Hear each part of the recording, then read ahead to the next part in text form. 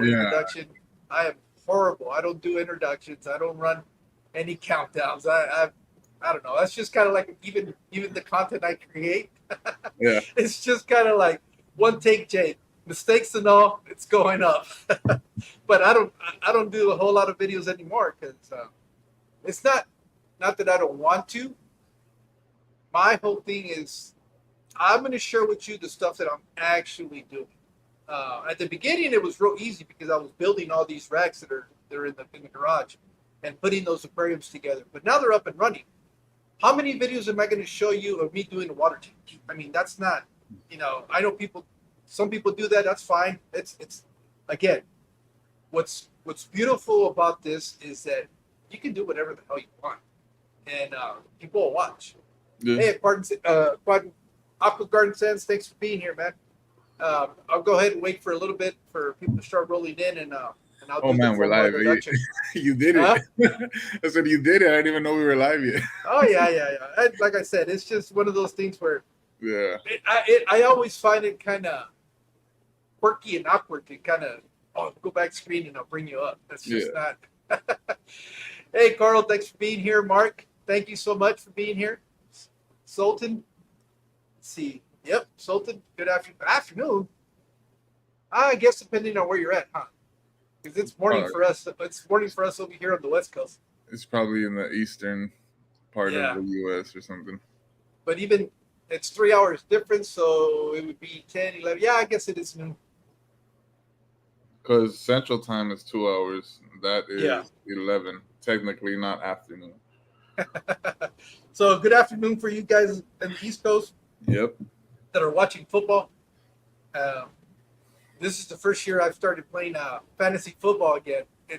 I was joking around with the guys. There's a group of YouTubers that are in the fish community Yeah. that started up like a fantasy football league, and I was joking with them. The last time I played, uh, the stars players that were the ones they have was Todd Gurley, for The the running Rams. back for the Rams. That's how long ago it was that I was Yeah. doing anything football related.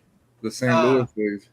yeah, and it's just after I stopped playing, I guess it kind of ruined it for me because up into fantasy football or fantasy sports, I was like a one team kind of guy, and that's the only team I rooted for, right?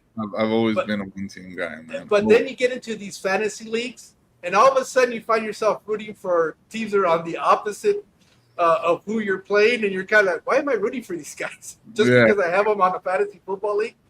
And so it just kind of, at that point, I was just like, all right, I'm not really, I guess at heart, I'm a Raiders fan because, LA and all that stuff, I can't Because you're be, Mexican.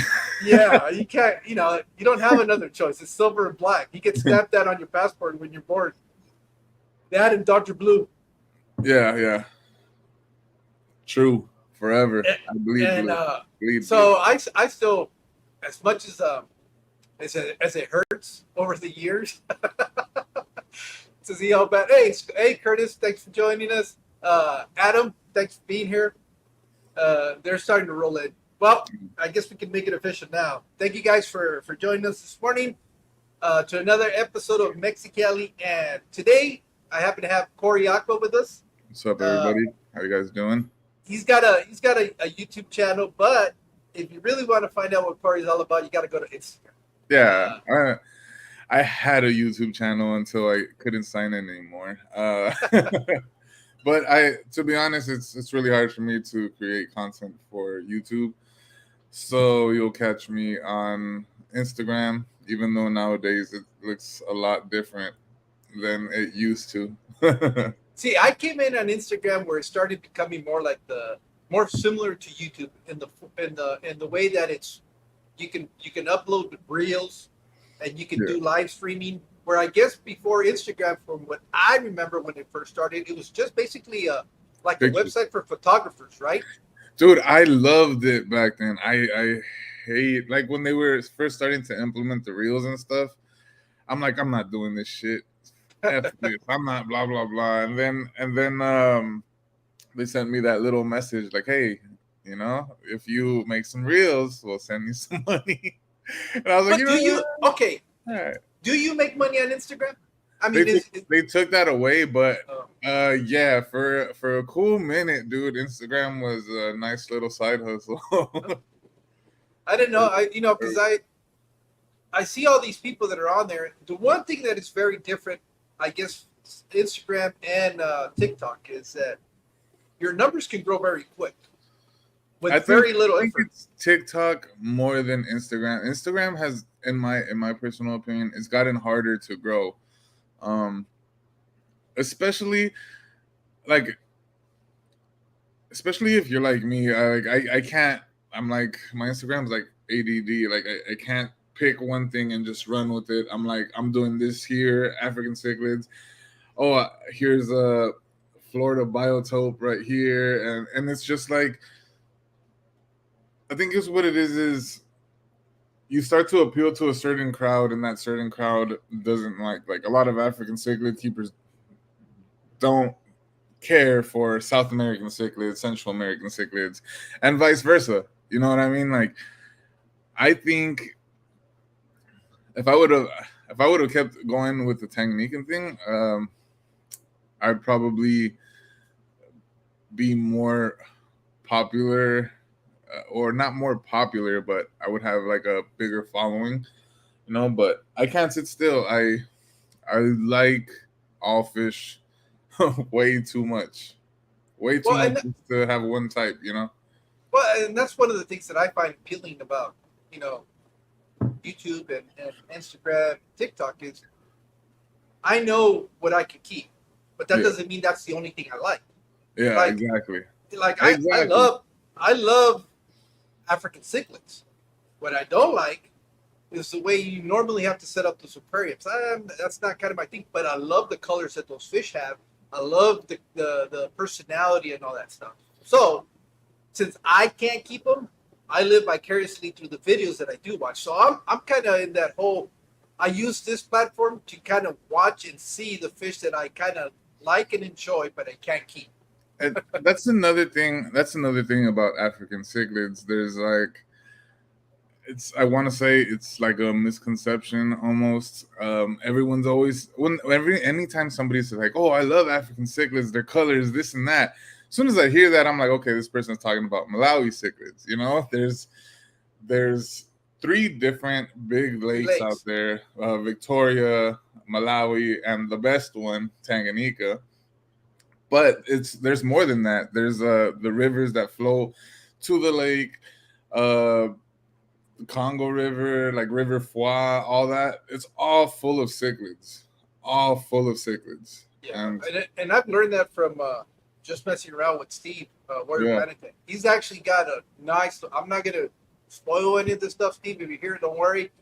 But he's doing something. we leaking it. We leaking it. Yeah, yeah, something totally. It's African related, but nothing with the three big lakes. That's awesome. So I've so always like, too bad there's not enough time in a day and not enough space in a house, but like I've always wanted to set up a River Foix tank. I think that'd be awesome. yeah, that's why one of the things that I've that's nice about this, like I said, you get to watch others people's ability to create stuff, and Yeah. I've always find that to me seems more interesting half the time is the ingenuity and the imagination to create some of these things than the actual finished product. That's the Um, art. That's you the art. know, and I know I kind of mentioned this before this, but ABC biotopes. One of the things that I find fascinating that Kenny has done, one that he's keeping the darters and the shiners. I mean, I thank him because I know there's other content creators that have brought these to light, but the way he's been able to display these fish in almost the most natural environment that you can find, and a lot of it has to do with the way he created that Yeah, endless river tank, yeah, and yeah. that to me is so impressive because of the engineering that he was able to have to come up with to try to do it. And at the end of the day, when you really look at it, it's not really that difficult. But he had the foresight to come up Yeah. with the mechanism of how That's to do it. that's what it's all about. That's what it's all And about.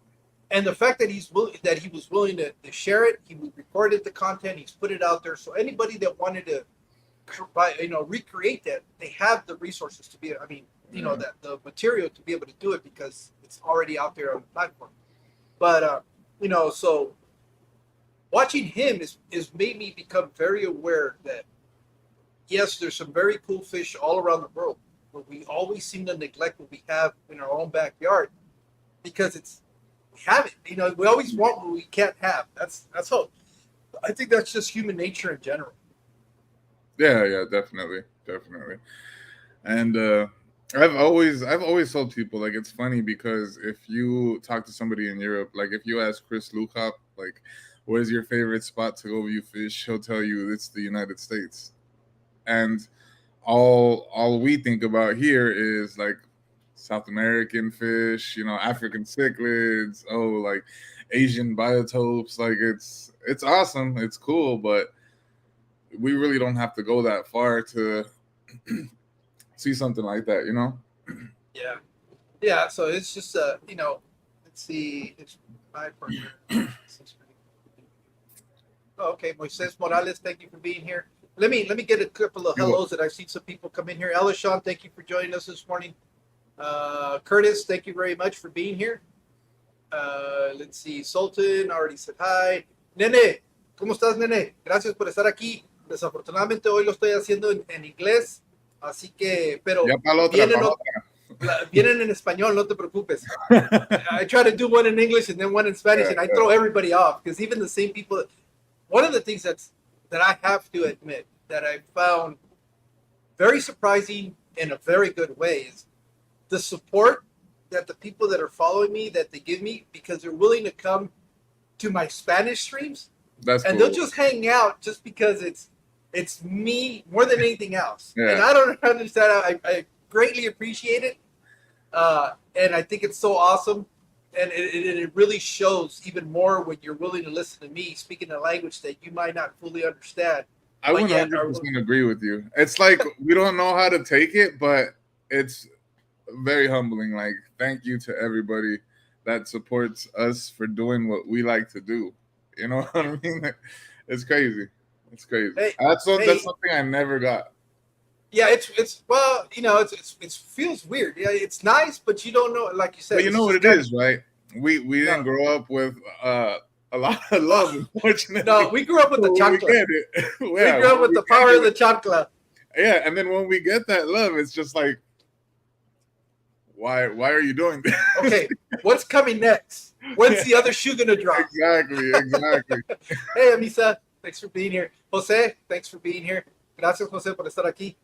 Yeah, and I know as far as the Africans, I guess if I would have to describe the kind of fish that I like to keep, would be anything that is dwarf cichlid and more on the nano side. I like the smaller fish. What I like is being able to have a big size aquarium and small fish. Very, very Rachel O'Leary style. Like where she had these humongous tanks. And that's the most natural you could ever accomplish like that. Like if I didn't have such a sentimental attachment to my Blue Airs, like I don't know if I told you the story of why I love Blue Airs so much, right? I think I told you. No. I was born into this hobby. Okay. I was born into this hobby. My dad was a fish keeper, and his favorite fish were frontosas. And this was way back when even the Burundis were very expensive because it was like something, I don't want to say it was new, but it was just like something not so common. Now you see Burundis everywhere. But I grew up with the colony of frontosas, and I always loved them.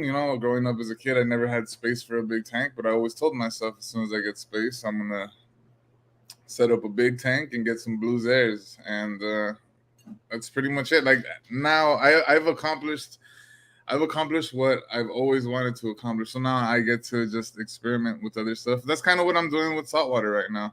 This is my first time getting into saltwater. I almost killed my fish like two times already. It's funny. I'll tell you one time. It was I want to say the first or second week I set up a saltwater tank, and I have my fish in there, and they're little clownfish. And to be honest, and this is for everybody in the freshwater hobby, the fish in the saltwater hobby, they don't wow me. I've been keeping cichlids my whole life, and to be honest, they act exactly like cichlids. Everybody's always like, "Oh, saltwater fish are so personable." Saltwater fish, no, they're what I'm excited for are like the inverts, stuff that we don't get to keep in freshwater, like the urchins.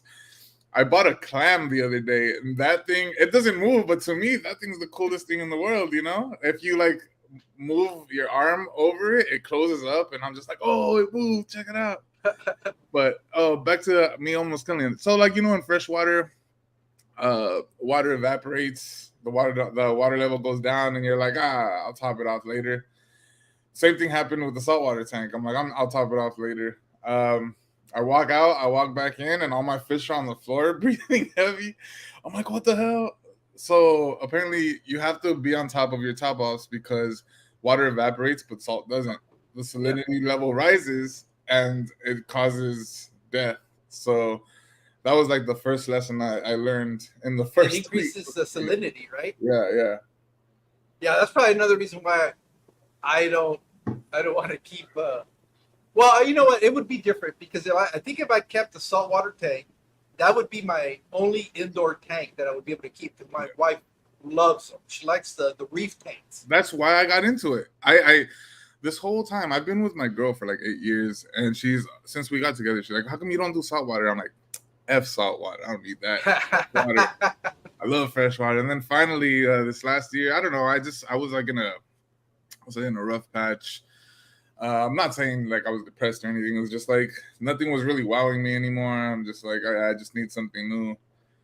Tried that, and I think the reason why I'm addicted to it right now is just because it's something so new. Like I feel like I just got into the hobby again. You know what I mean? Yeah, the But challenges. I could see myself over time, maybe be like, all right, I'm done here. I'm gonna go back. But it is cool because I it's helping me learn new things to bring back to the freshwater hobby. Um, like the equipment in the saltwater world, it's pretty advanced compared to freshwater. Well, let me ask you something. Since you're already starting to get into the saltwater, this is the impression, and it's strictly just an impression that I get. We probably had the same impression. Let me hear it. In saltwater, it's more about the gadgets. I see because it becomes kind of like a flex, especially like on Instagram. Yeah. Where in freshwater you're wanting to show your aquarium, and I don't know why in saltwater it's always the sump and all the. You look at it, it looks like a command center. It is just it's thick as hell. I was gonna actually tell you, like, when I come back into freshwater, I swear, dude, I'm serious. I'm considering just using my saltwater tanks for freshwater, just because. I mean, I'm not the type to show off everything too, but I'm not gonna lie. Sitting back and seeing everything like set up, sexy, like colors matching, it's just they have LED lights, and it looks like a nightclub. You opened up the doors, and it looks like you're going into the nightclub. And as a fish keeper, I don't care if you're a freshwater or saltwater fish keeper, you are gonna appreciate a nice setup. So that's pretty much what that is. But what catches my attention is just like basically all the stuff that I've been in the hobby my whole life. My dad and my uncle owned the local fish store. It was my first job. I've had access to endless amounts of different kinds of freshwater fish. You know what I mean? So to me, what catches my attention in saltwater is obviously the coral. First off, I've never kept coral in my life. Like I always thought coral as like plants. Like, oh, like plants, this and that. No, they're like living animals that you have to feed. It's kind of crazy. It's just different. And like I said, I want the sea urchins, the clams, scallops. It's funny, when I first got into it, one of the first animals I introduced were the tiny little reef hermit crabs. Oh, okay. Dude, I was sending pictures to because I only have like 2 reefing friends. I don't really have a lot of reefer friends. I would send them pictures of my crabs. I'm like, dude, these guys are so cool. They're like, bro, that's just the cleanup crew. What the fuck? You know, where are your fish at? I'm like, fuck my fish. Check these guys out. You know, they're so cool. You don't get to experience that in freshwater. You know. Well, I'll tell you one of the things that I really enjoy about the saltwater are the shrimp, the little cleaner shrimps, the red and white ones. That I can sit. I'll go to a pet store, and if I see them in a saltwater tank, that's what draws my attention. Of all the things that are in there, all the everything else that's in there, those shrimp are the ones that just call to me. And I'll sit there and watch them see, because they're always busy. They're always doing something, cleaning something. And they're big enough so that you could actually see them. Like in freshwater, like I don't know how long we've been friends for, but were we following each other when I was heavily into freshwater shrimp? I've only been on Instagram for about 1.5 years, almost 2 years. I've been on Instagram almost the same time as I started doing the content on YouTube. Instagram is newer to me than me being on YouTube, to be honest. I'm a big fan of Caridina shrimp. I love Caridina shrimp. So like the crystal blacks, the crystal reds, like, and that's only scratching the surface. There are so many types, and they're beautiful. They definitely compete with saltwater shrimp. The only thing is they don't get as big as saltwater shrimp, you know. Yeah. But let me do some acknowledgements real quick, because I had few people come in. I don't want to, before you go to another time. Rico, thank you for being here. I saw Bunny Viper come in. Thank you, Bunny. Misa, in case I haven't said hi, thank you for being here. Adam, Coral, let's see, Curtis, I think I already said hello to. Mark, obviously. And yeah, I think that's everybody. If I haven't, I'm sorry if I haven't said hello. It's just that, like I've said in this stream, more than anything else, it's more of a conversation with the guest. Yeah. If you have a question, feel free to drop it. If you have a question for the guest, please do, guys. But it's not necessarily where I have a series of questions that I want to ask Kory. I guess since you brought it up, let's a little bit of background as to how we know each other and stuff like that. I'm surprised. I'm actually very flattered that you called me your friend, because we've only exchanged a few comments here and there. And I met Kory through Instagram. And let me a little bit of how I end up on Instagram. I don't know how many of you guys plays Boss Aquatics. I guess he's kind of blown up on YouTube. But I remember watching when he was first starting to do content on YouTube, where he was talking about that one of the ways that he found success to grow was that he was having a presence on all the platforms. He was on Instagram. I guess he had a bigger following on Instagram. That's a lot of time. Oh yeah, and but he kind of was giving you tips as to how he was doing it, which is pretty much, I basically took his playbook and added to my way of doing things. Because what he was doing, he was taking that same short clip that he was uploading onto Instagram, taking that, bringing the raw footage, uploading it on YouTube as a short, and adding whatever effects YouTube allowed you to, whatever YouTube allowed you to do. Take that same raw footage, go to TikTok, and do it, have it run through its AI system. And so basically what it was, in a matter of a few minutes, he was taking a clip and being able to press it in all 3 major platforms and drive different people to his channel. Yeah. So I said, well, shit, why not try it? It's not gonna cost me anything. So that's how I started coming up on Instagram. Yeah. And I had no idea. I have no idea how big the community for the fish community is on Instagram. I thought it was huge over here on YouTube, which it is very big.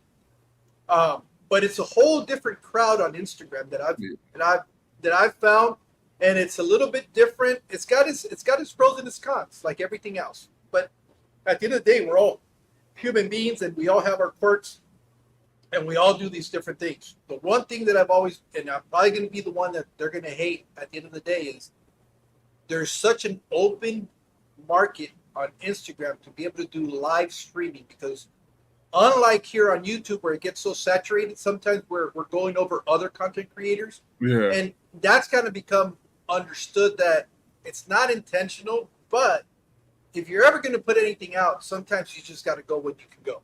Yeah. And for the most part, a lot of us, and I'm going to include myself in that, don't have a problem with it, because you got to make it work for you.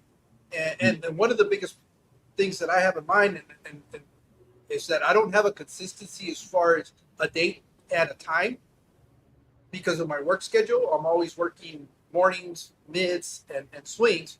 So I make it work to when I'm available. But on the upside of that is it opens up my avenue to be able to bring on guests, because I can work with their schedule for when they're available. Yeah. And sometimes, I'll be going on later in the evening. Sometimes it'll be in the morning, sometimes midday, because I have that flexibility.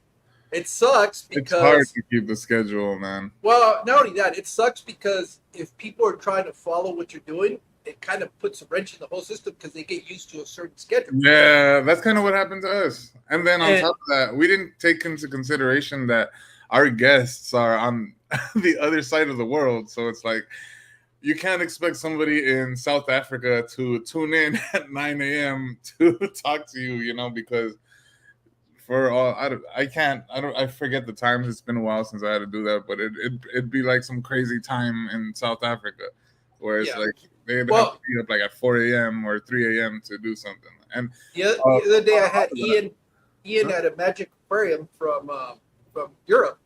Yeah. And they were willing to come on. For them it was like midnight. For me, it was like in the afternoon. But what I'm getting at is because I have that flexibility where my work schedule varies so much. If somebody from across the pond wanted to say it would be like in the morning for them, but it's night for me, if I'm working graveyards or if I'm working swings and I'm getting off at 10 o'clock at night, I can do a live stream and it might only be like 6 o'clock in the morning, 8 o'clock in the morning for them. Yeah. That's the only upside to me not having a fixed date and time. I don't know how you do those graveyards anymore, man. I start yawning by 9 o'clock. You get used to it. I thought it was going to be very difficult. You see, because when I first started working for this company, I was only working swings at nights because all the guys that had seniority got to work in the morning. Yeah. That was kind of the upside of having seniority. Yeah. But what was different though, it would be like at 3-month increments. So it allowed you to get a rhythm to get used to, because you're doing it for 3, sometimes 4 months out of the year. You're on a fixed schedule. You're working these days and this time. But that was when I was working out in the field. When I started moving into the structure, the buildings, the more of the control centers and stuff like that. Yeah. Well, the problem there is every week you're rotating schedule. So one week you're working mornings, the following week you're working swings, and the following week you're working graveyards. And that was the only reason why I was kind of dreading doing it. But there was obviously more money. Yeah. And down here working in the desert, if you can get out of the elements in the summer. Oh, yeah. Why not? You're right. And I wasn't getting any younger.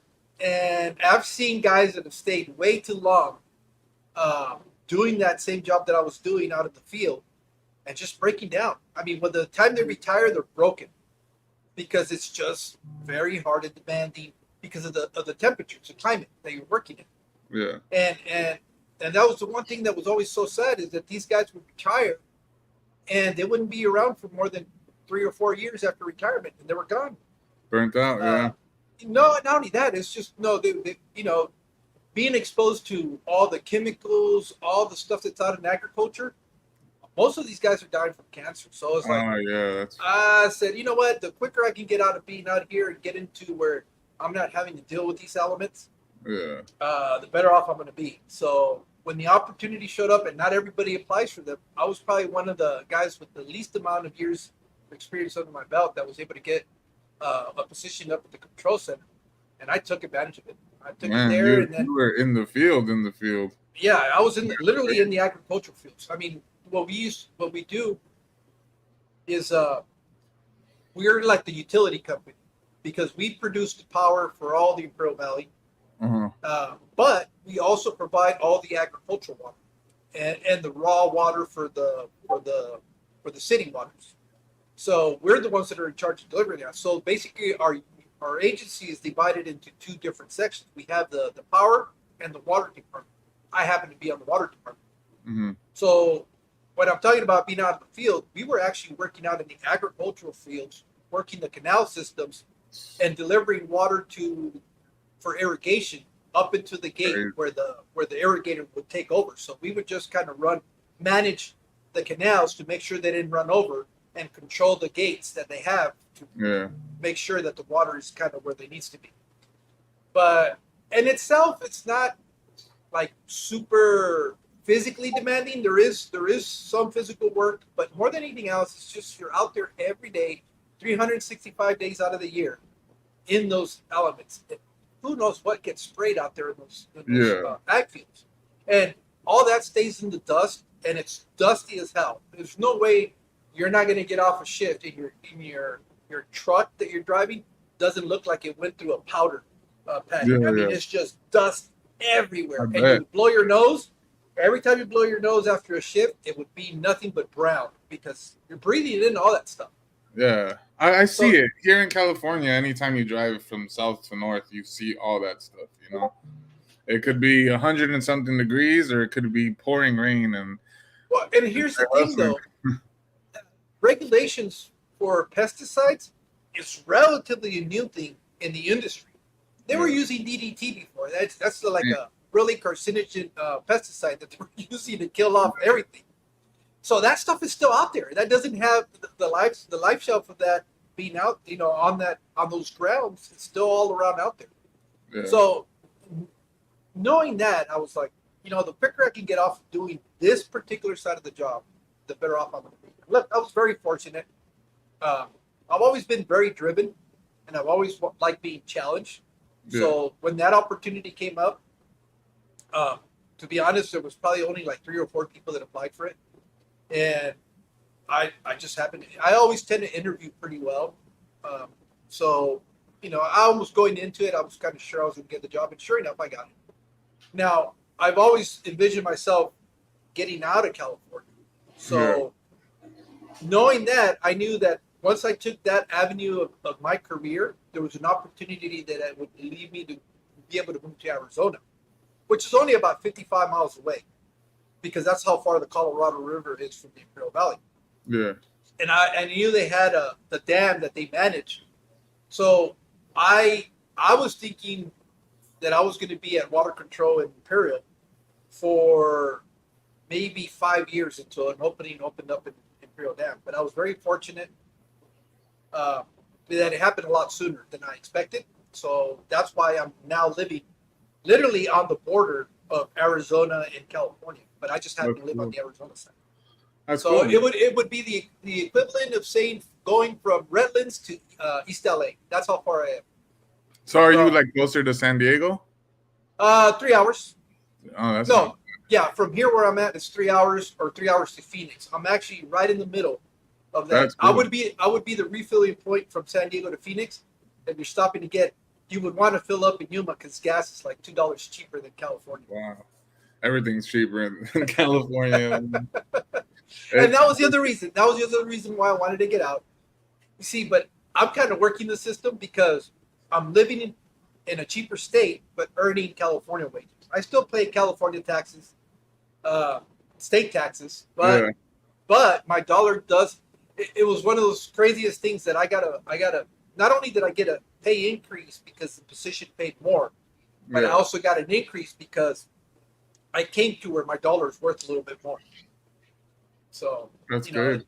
So that's why I'm here now in Arizona, where I've always been in California, but I haven't left the border. I'm still at the furthest now. I think I'm 20 miles from the border, which is San Luis, Arizona. And my brother is pretty close to the border.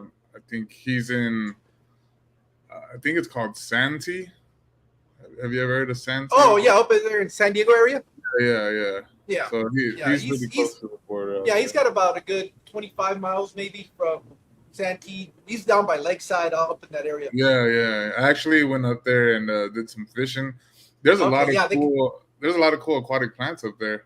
Well, they have that recreational park in Santee. There's like 5 or 6 different lakes. Yes, exactly. But I didn't go. I did go. They had a bunch of myriophyllum in that lake, and it's funny because I was like fishing it. Every time I'd pull up, I'd have like a nice bouquet of red myriophyllum on my hook, and I'm like, man, I'm gonna take some of this home. Did you? Yeah, no, I didn't. And then I went to another lake because that lake, it was, I don't know, the time I went, it was just algae everywhere. It was terrible. So then we went to another lake, which is more natural. I forget the name of it. And I was fishing up there, and it looked like either Ludwigia or Rotala all in that waterway too. And that was awesome to see because you could literally look in the water and see all the baby bass and the sunfish. It was cool, super cool, and nothing like we see here in LA. Everything's too polluted, you know. We do see some hydrocotyle out here, mainly out of the water, Okay. but in our water it's just all mainly algae. There is some myriophyllum as well, like only the really hardy plants. I assume they come in on ducks or something like that. You know what I mean? I don't know. I know out here it's all hornwort. There's a lot of hornwort out here, and a lot of bacopa. Oh yeah. A lot of bacopa. Do you guys have coontail out there? Coontail? Coontail. Isn't that also what they call hornwort? Yeah, I'm pretty sure. It looks like it's bushy like a raccoon. Yeah.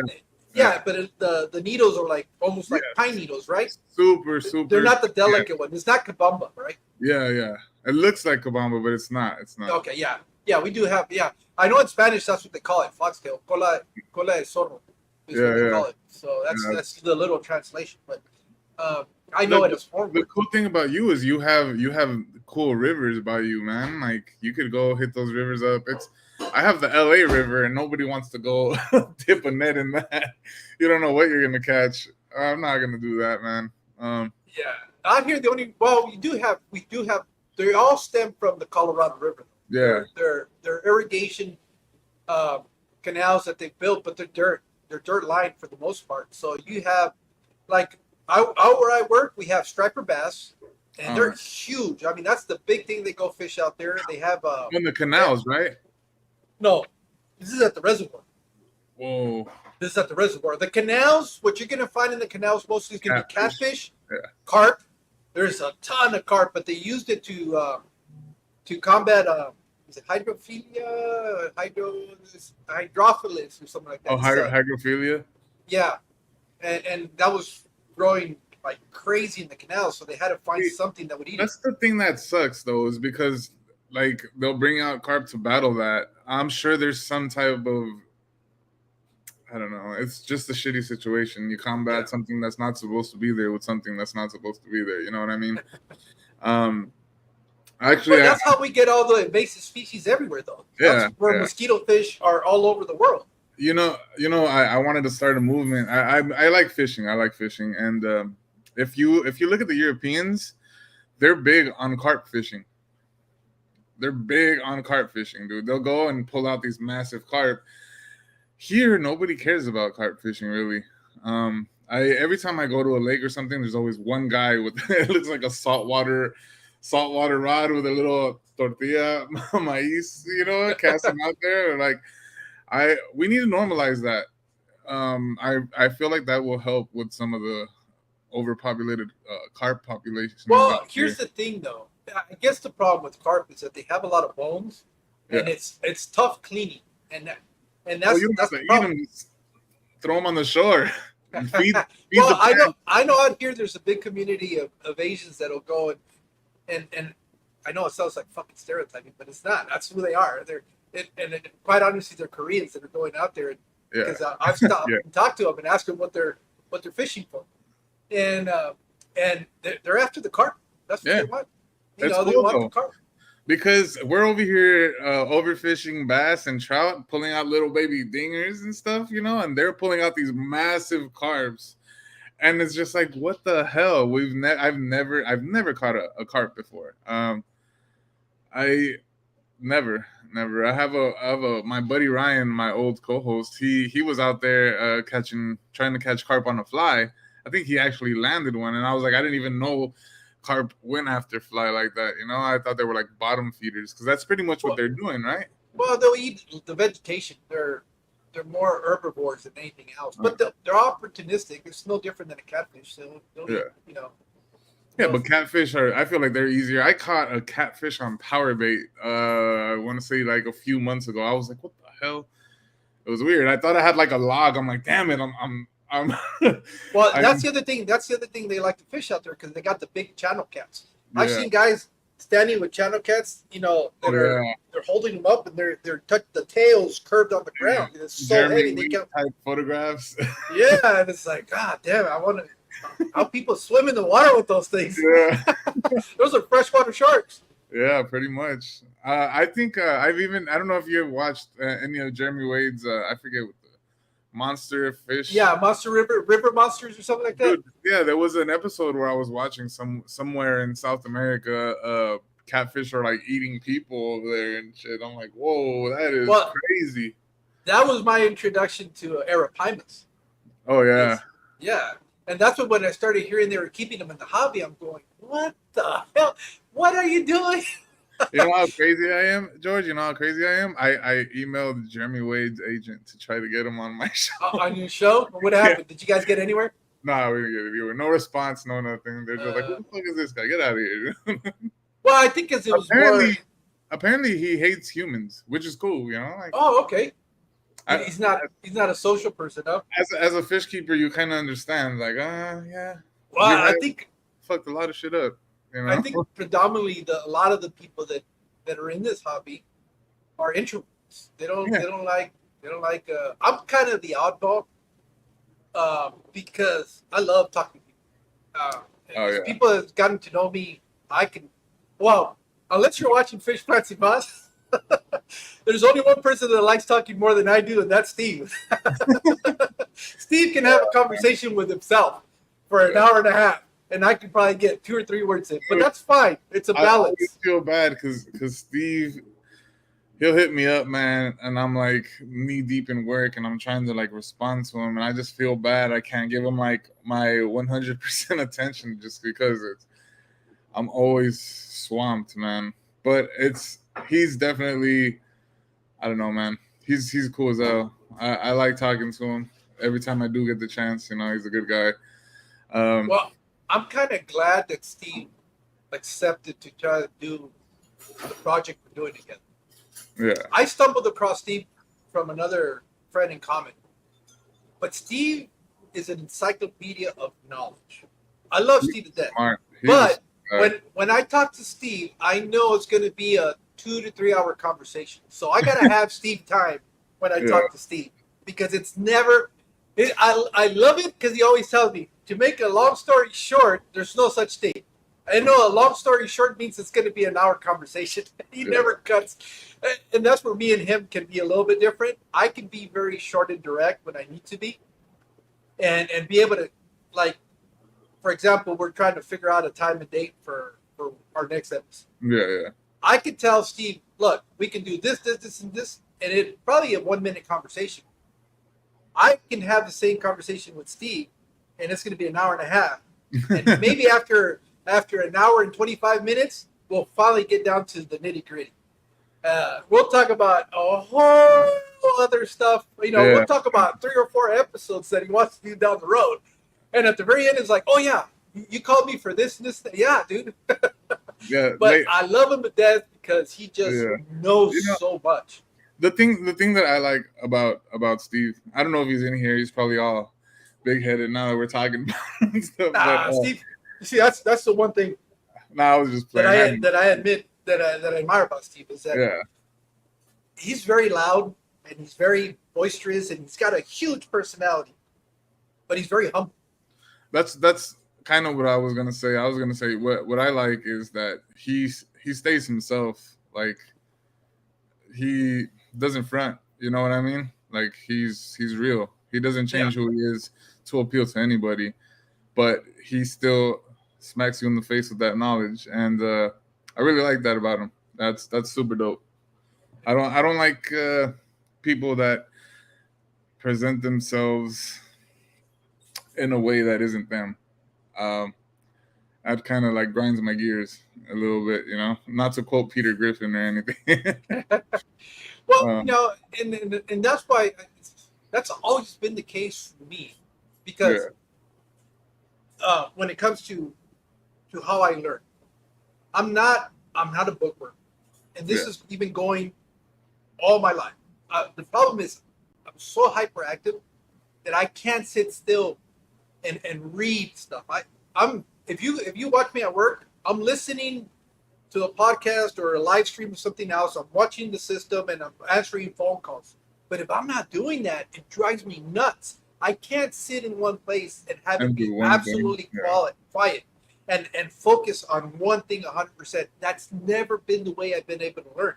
that's how I I got through school, man. I was playing video games, reading, and doing homework at the same time. Yeah, Yeah, and that's why I used to get in trouble in elementary, was because all you need to tell me, but not anymore. I've gotten old and my hard drive slowed down a lot more. But all I needed from instructions was for you to tell me once what it is that you needed to tell me, and I would learn it. yeah, But I didn't want to spend the next 45 minutes listening to the same thing over and over. yeah, So I understood the concept that they were trying to do. It was natural for me to start trying to talk to somebody else. So I always had disciplinary problems because I was always interrupting other kids, and but I didn't understand that they probably didn't learn the way I did. yeah. They were So real different. and it wasn't until like the second grade that I had this great teacher, uh, Mrs. Quinn, that figured that out. That it didn't take me very long to learn something. So she was real savvy. She would give us the initial assignment in the lecture, and then within the 5-10 minutes of where she got the gist of it, then she would have me do a special package. It was like a bunch of other worksheets where there would be like every. It was I didn't understand what at the time, but now that I'm older, I kind of understand what she was doing because she knew my attention span was very short. She would give me like crossword puzzles, and then the next page would be a coloring section. I would actually sit there and color. And then the Yeah, next page, as soon as I was done with that, it would be like a word finder. And it was always something that would take me maybe, 5-10 minutes to be able to do and then move on. But she didn't have to stop and try to assign something to me. And that was the only way that I was able to get through elementary. That I guess kind of followed me because I remember the rest of the grades. And then for a while there, I used to, for 2 periods, I remember 2 hours, they would pull me from the regular classroom and then they would take me into, I guess it was, now I'm thinking it was like a school psychologist or whatever. hmm, And she would time me. She would give me like 1 minute assignments and then and it was everything. Sometimes it's just building blocks and she'd say, I need you to build this. And I would do that. Boom. The next thing is, okay, now I need you to find these things in this, like a find thing on, and then, but it was always something different. And yeah. at that point is when I started liking school again. And I don't know, over the course of time, it just kind of allowed me to calm down and to be a little bit more focused because that was always one of the problems is that my attention span is so short and I always needed to be doing something different. You got lucky, And, bro. and, Yeah, there's not a and lot of people. growing up, I always knew enough to know that I wasn't going to learn the stuff on my own.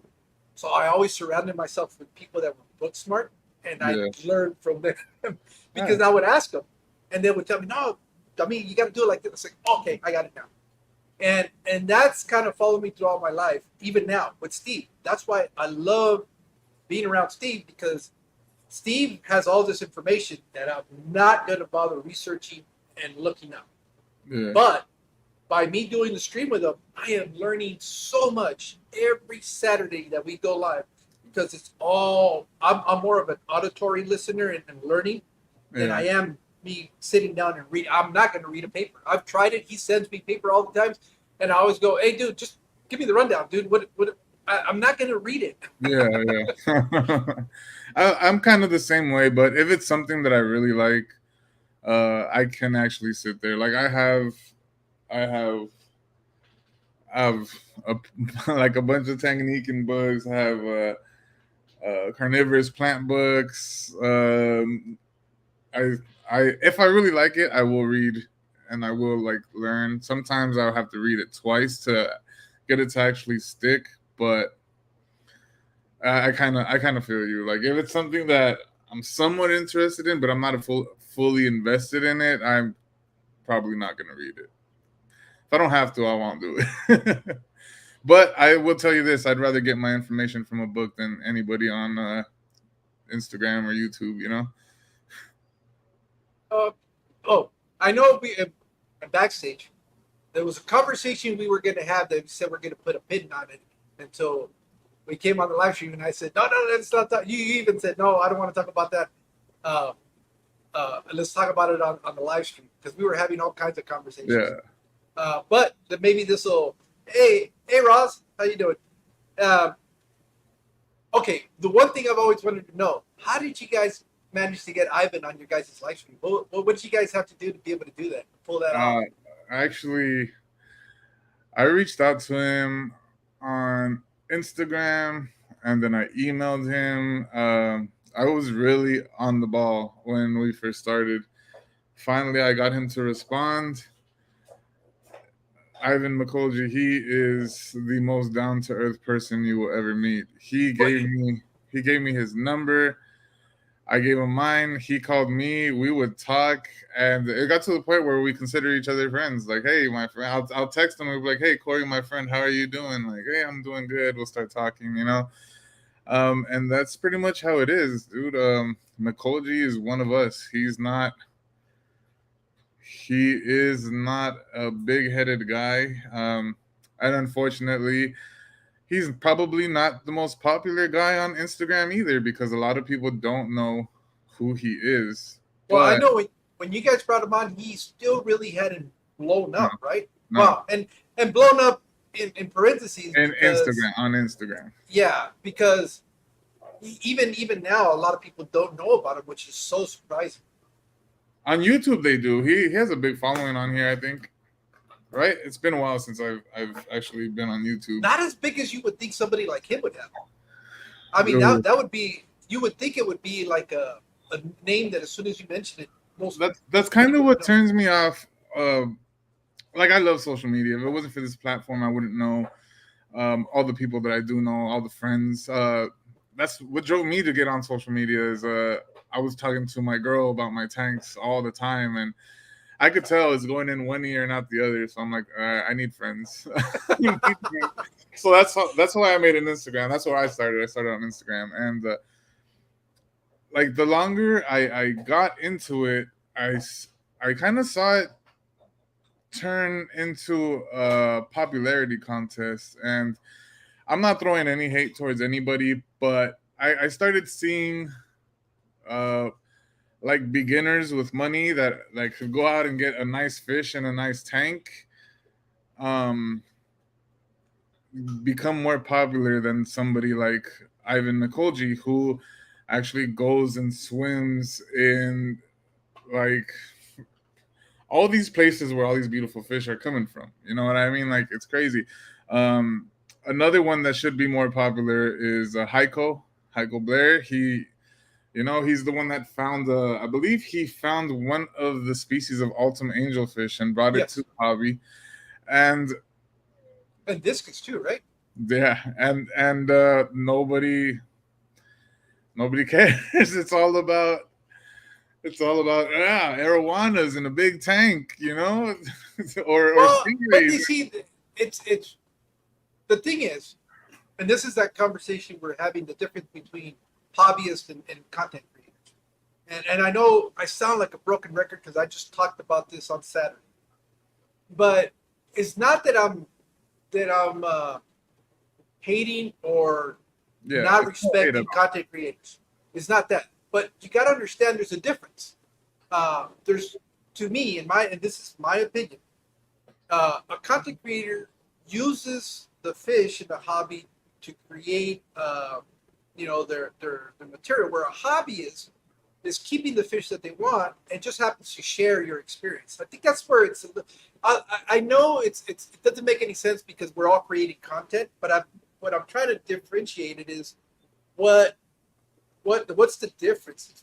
A lot of people that I know, especially a lot of people here in the chat room, they're sharing with you what they're keeping, how they're keeping it, and keeping what they want to keep.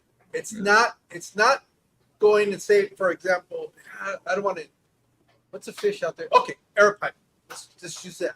I'm going to get an arapaima because I know that's going to create a lot of views, and that's the reason I'm going to have an arapaima. Not because I'm going to get an arapaima because that's a bad example because the fish is so that big. It pisses me off. People that get fish knowing damn well it's going to outgrow their fish tank and they're not going to be able to keep it long term. That shame on you guys. Shame on you guys. Well, and that's what I get at. When people are doing stuff like that just to be able to get views, at that point, are you really a hobbyist or are you just a content creator that's using the hobby to create content? I've seen content creators go out and get stingrays and put them in a tank with heaters in them, and they're trying to teach people in videos about the stingrays, but there's like a heater right there, and I'm like, it's not gonna end up well, you know? Like, how are you gonna create a how-to video on how to keep these guys when you are like doing something wrong to begin with? Like, I'm pretty sure. But that's where you as a consumer have to be discerning. Unfortunately, for the new hobbyists that are trying to use it as a tool to learn, it's going to be difficult for them to be able to tell the difference. Yeah. But it sucks. But as you spend more time and you become more serious about the hobby, you start figuring out pretty quick which people are a little bit more on the up and up and which ones are more sensationalizing, just kind of like looky look, not really any solid information. And at the end of the day, I really don't care. It doesn't matter. It's everybody is entitled to do whatever the hell they want to do. I just want to clarify something. If you're gonna do that, then make it clear that I'm documenting this because I'm learning. I'm trying to do this and that. Don't present yourself as an expert if you're not. You get what I'm saying? That's the main thing, because it's gonna cause somebody new in this hobby to get off to a bad start. And 9 times out of 10, if you try to get into something and you have off into a bad start, a lot of people are going to be like, screw this. I don't want to do this anymore. I tried. I could count many people. I've convinced a lot of people, like, hey, you guys like my fish tanks? Get a fish tank. I'll help you set it up. Boom, their fish die. Oh, they're done. Here, take my tank. I don't want it anymore. Like, it's one and done. That's the case for a lot of these people out there that. But I think that's in general just the hobby itself. People, a lot of the problem with the hobby is that a lot of people doing it, like I see it all the time. Parents want to get their kids an aquarium because the kids want to get some goldfish. Usually that's usually the route that or the carnival beta. Yeah. The carnival beta, and it starts out like that. And most of those people, hey Steve, we were just talking about you. Hope your ears weren't burning. Those people are the ones that are probably not going to be in the hobby for very long anyway. So, it's the ones where it's your initiative. It's not where you're willing to learn a little bit more, that I think you're gonna stay the longer course. The other thing that people don't understand is that it's also a time commitment. Yeah. Even though it's not like a dog where you have to walk it or something like that, but there is some time investment to anything you're doing, and it's no different with the hobby. You gotta have time to do the husbandry. You gotta have the time to make sure that things are going, and a lot of people get into it not understanding that. And the other thing, unfortunately, especially, and I'm guilty of that, and a lot of us are, is that we have a bunch of tanks, and that becomes appealing. Yeah. And especially for new hobbyists, and they're like, "Oh man, I want to have all of those," and It they always happens. overcommit. Never fails. Never fails. Yeah, they overcommit, and the next thing you know, they're like, "Oh my god, this is overwhelming."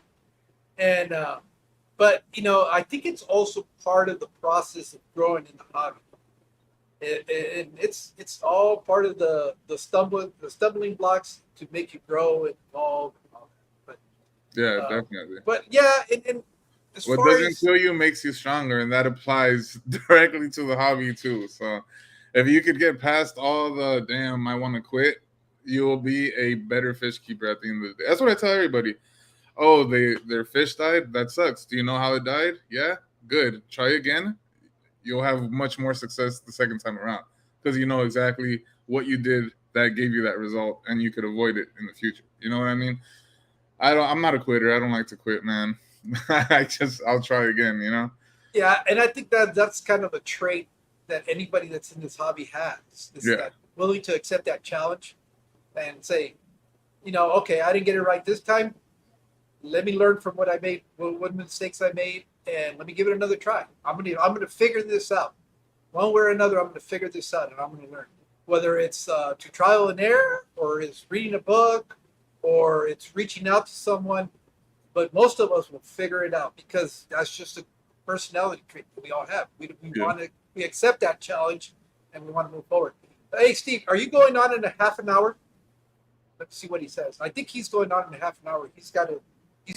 I finally got him to restart doing the live streams, um, and he's got a different take on things too. It's Steve, 100%. Hey, Steve, I already told him, man. We're gonna do fish planty mas, hopefully. Yeah. So knowing that, and I'm almost sure because I think I have it on my notifications. I can't. Can I? Is there a way I could see the comments too? Oh, Yeah, wait, if you look in there, I found it. Oh, you found it? I'm over here wondering. Wow, I could have been doing this whole time. Well, I need to quit being a cheap ass and pay for the service because then you could also, or my guests could also live stream on their platform. This is super cool, actually. And this puts us on YouTube and any other platform, or just YouTube? The only one it won't put us on is Instagram, but it puts okay. us on Facebook. It puts us on what else? I think those. Twitch. If you do Twitch, I haven't done Twitch, but I guess that's kind of. There's not much fish people on Twitch. Well, but it's starting to grow. As a matter of Really? fact, yeah, that's what. And again, it's one of those areas that is prime for the picking, and it's like everything else. The first ones to start doing it are the ones that can grow the quickest, and the ones that'll. That's why Joey's doing it. He's doing it there because nobody else is doing it. And the thing is, the problem with doing a lot of that stuff is people are not willing to start from zero. And that's what kind of stops them from trying to do a different platform because it's like, well, nobody knows me here. Well, nobody knew you here to begin with, so there's nothing to it. Just do it, And the other thing could also be time constraints, because this can be very time consuming if you're trying to balance several things, and I have to be very cognizant of keeping a balance because I do have a life outside of content creation. I got a spouse that I gotta make sure that I also give her as much attention. It can't Happy be wife, all happy life, bro. yeah, exactly. I'm a true believer in that. So as much as that's why for the longest time I was just doing fish plants and moths and not really doing anything else. But it's got to the point now where my wife is kind of seeing how much I like this. And cool, then her work schedule just kind of every time I'm streaming is because I know she's at work. Yeah, I got that extra time. it's good to have girls like that. Like my girl, she's always like, oh, why'd you stop doing the show, this and that? I'm just like, we just don't have time. She saw that.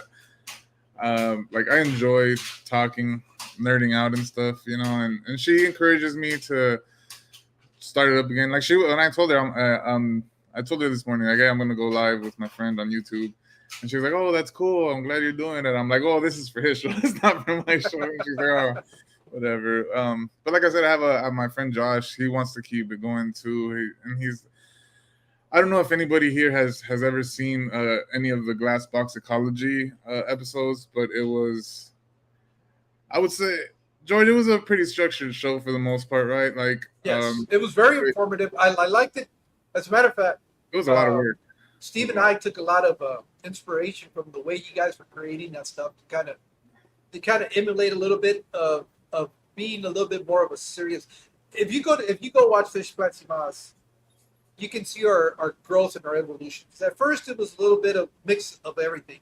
Yeah, Now it's become where it's a little bit more focused. We're trying to do series now yeah, of topics because we found that sometimes an hour and a half is not enough time to cover a topic because they can be so broad and there's so yeah, much stuff that you can go off.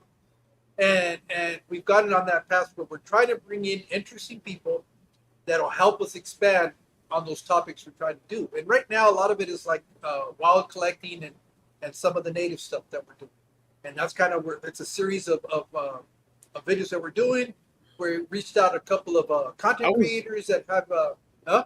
I was like speaking on that. I was tripping. I saw Steve caught a pipefish. I was like, Yes. what the hell? Where is this guy at? Yeah, he's out in the waterways in Houston, of all Oh, places. that is crazy. That is Yep. crazy. But I don't know if you know the geographical area there, but they have a lot of like swamp Oh areas, a lot of yeah. waterways. There's a Oh lot of yeah. waterways in Houston. They have It's some of the great. most beautiful sunfish out there too. Yes. My friend Ryan, he was actually out in Texas. I want to say Houston, um, but yeah, he was telling me that there's plenty of swamp. There's like a nice, like good biodiversity out there. It's pretty awesome. Let's It's see. pretty awesome. I'm sorry. I'm reading on we should. They're guaranteed to look this trip. Okay. I don't know. There's a comment in there that caught my attention, but I'm only reading half of the. It's What, from Tabaret. we should tell them that. Oh, we should tell them. Yeah, but I don't know. There's got to be a series. There's a Uh, whole probably stream of content chat that's going on, and I'm only reading half of it, so it's out of context to me. Yeah, but yeah, and again, one of the things that we've done in that show is talking about you got to get out there and go and look, experience I what's love- around your vicinity, and if I could one do thing. it, anybody could do it. I live in the city. I have a busted vein on my left leg. My leg, I can't really walk too much. I still take my ass out there. You'll catch me. You want to know something nasty? Actually, since we're talking about collecting, I found I found this nice stream kind of closest to my house up in the hills, a kind of nature area, right? And I'm over here collecting in the water, catching all this crazy little gambusa because that's all I found up there. And I'm like, you know what? I'm gonna walk up the stream. So I start walking up the stream, and there's fucking bums living all right there. And I'm like, God damn it! I've been playing in fucking piss shit water this whole time. I went home. I fucking took a shower. I was like, that is fucking disgusting. And I think that was the last time I ever tried collecting out here. Yeah. That shit Yeah, was. but it's a good that goes to speak of the resiliency of these Yeah. fish because There you go. everybody's so worried about keeping these pristine water qualities and these algae free aquariums when if you go out in the wild and you really get in the wild is wild. I mean it's you're gonna see stuff in there and go, how the hell? I mean, you go out to the waterways, you'll see tires, Yeah. you'll see trash, you'll see all kinds of stuff, and the fish, they're there, they're living there. It's Yeah. so Actually, if I was reading in the ocean, when like a piece of metal from like a ship will fall, you know how it starts to rust. That's actually great for corals. Corals tend to grow on that stuff a lot faster, and that it's just crazy to me how that shit works. Like it's well when they're trying to rebuild a lot of the reef barriers, they'll sink ships yeah, and yeah. I think at one point they were getting rid of old uh, military tanks Yeah, and dumping them to try to build up these reefs. And I don't know if it's because it's a source of iron for the coral. that's exactly what it is. That's And exactly what it is. but if we've done damage, and that's the way we can get back a little bit, then why not? I mean, what else are we gonna I do with that stuff? Since I'm coming from like fresh, I'm kind of in a spot where I'm happy. I'm kind of happy, and I do kind of want to start. I don't know. I always joke with my friend Shane, like, dude, we should just create YouTube footage of the stuff we do because one, we're a bunch of fucking clowns. We're a clown. We fuck around a lot, but two, there's a lot of cool shit to see out here that we could show. We also like travel. We do like shit that friends do, you know, like it's. And I think I'm in a spot right now where a lot of people would probably have interest because I am making the change into the saltwater world, and I'm in a place where I could compare both. You get what I'm saying? Kind of just like Well, Gina's Reef, she's one of the ones that does both of them, and she works at a pet store too. oh I nice. think she manages a pet store up in Yeah. the St. Louis area, if I'm not mistaken. Well, hi, Gina's Reef. I am a newbie at reefing. I have a 40-gallon, and I just got this. I was gonna ask you. I'm glad you. I got I this was, 25-gallon cube behind me. Yeah, honestly, reefing is going really well. I am hooked. My girl may not be happy because I'm like buying a few coral a week at the moment. I talked to Steve about this. He's like, "Man, you wild," and I'm like, "I'm a little bit wild, a little bit."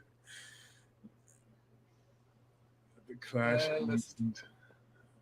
What's the yeah, clash? it's I'm not on the YouTube world like that anymore, guys. Like, yeah, no, it's just that one is an event that they're having out in Pennsylvania, which is put on by the local fish club, I believe. oh, that's cool. But it's grown so much over the last few years. We're not going to say couple. It's been the last few years. And what's kind of cool is that a lot of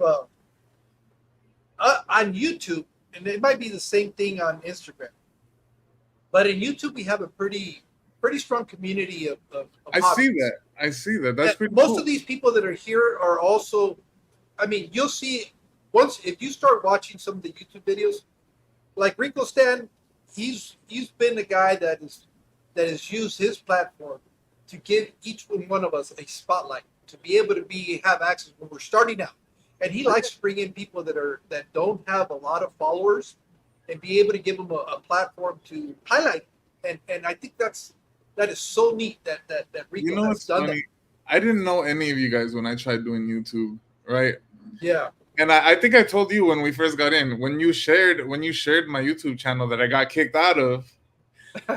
I'm gonna try to get back in there. But when you shared it, I saw it, and I saw I had like 300 and something subscribers. I was like, holy shit!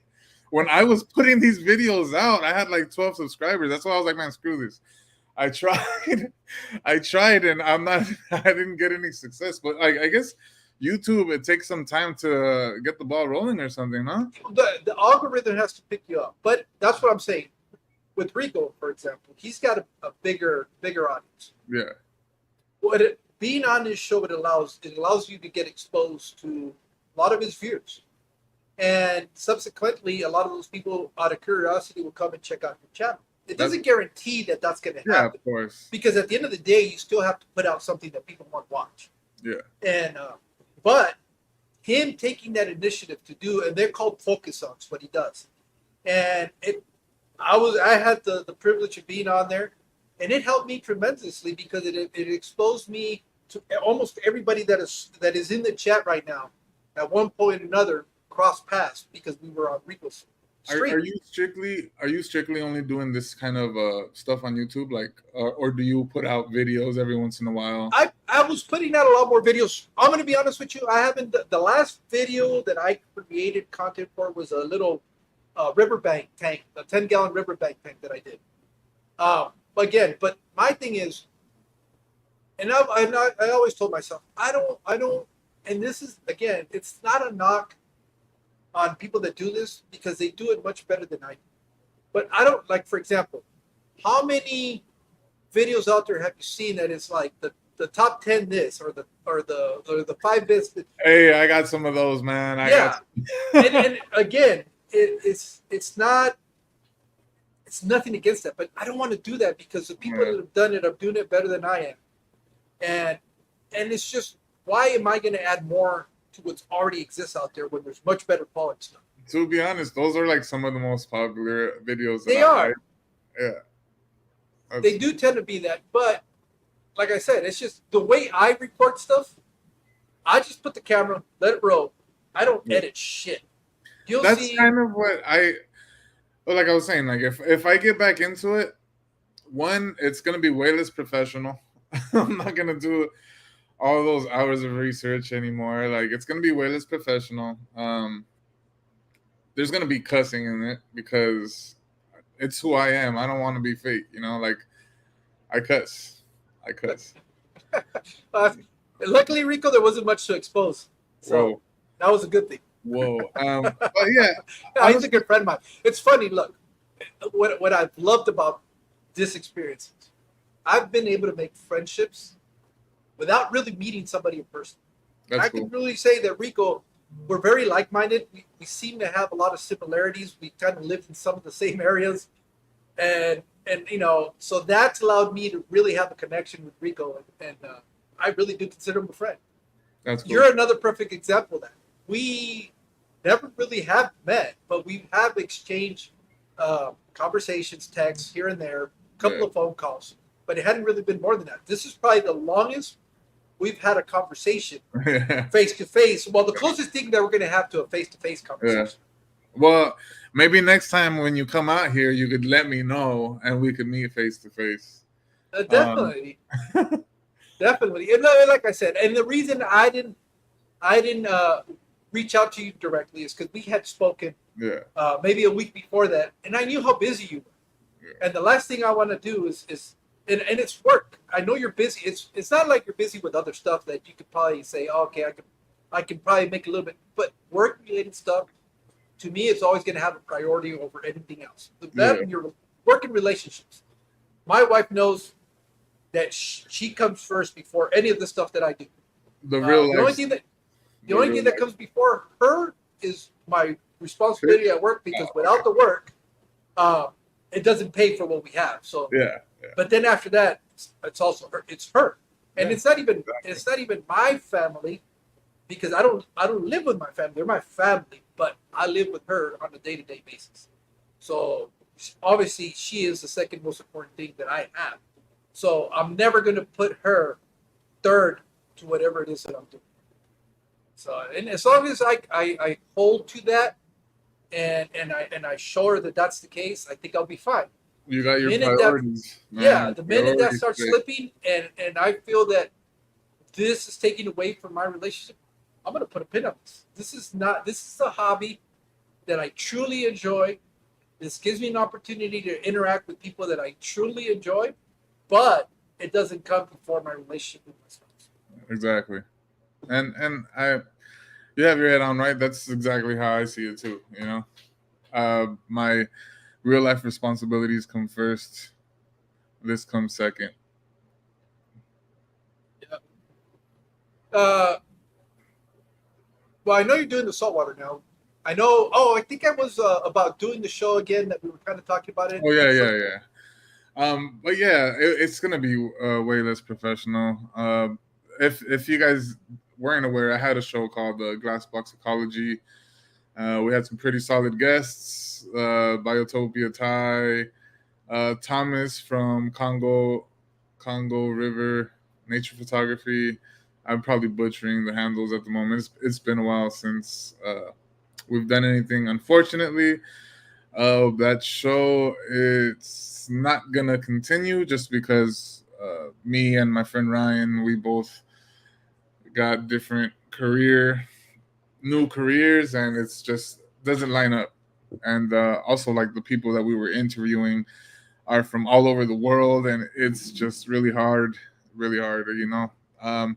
So if I were to do it again, unfortunately, I don't think the dynamic duo of me and Ryan can happen just because of our hours.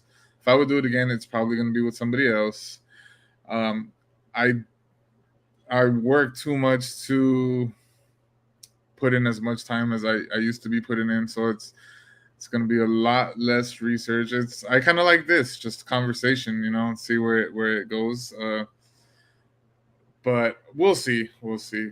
If I do that, I will get back on YouTube and Okay. I'll Well, get back on YouTube.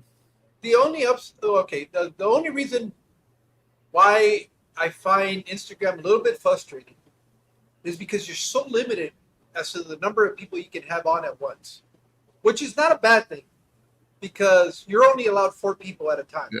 On Oh, on YouTube it's different?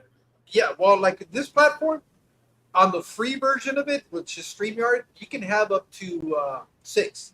Wow. But if you pay for it, you can have up to 12. But 12 is You way could too many create the people. Brady Bunch intro. Yeah, it just becomes chaotic. Even 6 can be, but I bet. it allows you to have an opportunity. Like, for example, imagine doing an episode where you bring on a panel, where you bring on Ivan, you bring on all these photographers that are in the hobby, and you talk about photography and shooting nature. It gives you that opportunity to do this on this platform. That's cool. And whereas if you try to do that on Instagram, you're very limited. And if you have a co-host, well, then now you're only down to two guests. And that's the only thing I don't like about the live streaming on Instagram. The thing that sucks is I fully got invested into Glassbox Ecology. I paid somebody to make a logo for us. We paid for the year on I forget what it's called, radio something. All the live streaming services stuff. Yeah. And we actually have 2 unreleased episodes that probably will not get released. And one of those episodes is Ty. I don't know if you guys know Ty and Thomas, Congo River, Congo Nature Photography. And that episode is the comparison of the Congo River and the Amazon River. And it was so, there's so much stuff to compare that we were gonna end up having to make a series out of it. So this first one was just scratching the surface, and right after we recorded this is kind of where it all fell apart. I also have another unreleased. Somehow we got to figure out how to release it. I also have another episode with Ivan. We're talking about the plants of the Orinoco. I think I owe it to the people of this hobby to somehow get those released. We both owe it to, like, Ryan and I both owe it to the. It just sucks because those are like the only 2 real iPod episodes we were able to record before everything. I'll tell you what, bring them over to YouTube and release them on YouTube. And that would be your startup of your channel, your comeback. I have. It's funny because that was the plan. So I have video recording of us and Ivan, and then us and Ty, and it's just. It's a lot of work because we've been a little busy.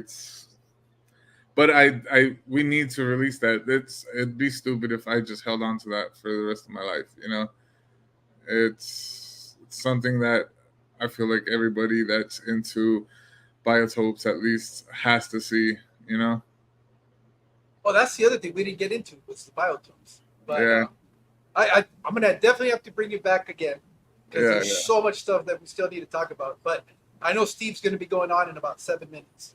And so for those of you that are here with us, I want to thank you so much for giving me an hour and a half of your time. Yeah, thank you. I also see you guys are following my YouTube. I'll try to figure out my login for that. But if I can't and you guys do want to give me a follow on Instagram, I'll follow you back, and I would love to talk to each and every one of you guys about whatever. I'll Gina, tell you what. If you're here, I'll bug you about reefing. Oh yeah, she's a great resource. Hey, Isabel, ¿cómo estás? Saludos. I'll tell you what. Yeah, it gets so confusing for me because I do stuff in Spanish and I do it in English. So from both sides of the spectrum, I get people coming in. There's I know. I there's see some Steve. I really. I think it's cool too because I see Steve does it in English and he has the Spanish subtitles. That's awesome. That's I'm so something that lazy. I've I'm always so wanted to lazy. I don't do. do it. That's something that I always wanted to do. I feel like there should be more raza in the hobby. You know what I mean? They have an awesome fish club out there that I have meet. George, we should go to that one of these Where? days or one of these weekends in Mexico. I think it's in DF, the city. There is a big fish club community down there. I think either Ivan was telling me about it or Ty was telling me about it. They have the equivalent to Aqua. They have one down there, and it's the city of Mexico, What's that one and called? it's called Experiencia Acuática or yeah. Okay, so that's different. That sounds pretty cool too. But there is a club in Mexico. It's like a big club. They actually get um, these big names to go down there and speak and stuff. So I've been wanting to take a trip out there and see. That'd be pretty cool. That'd be pretty We'll cool. definitely do that, especially There you go.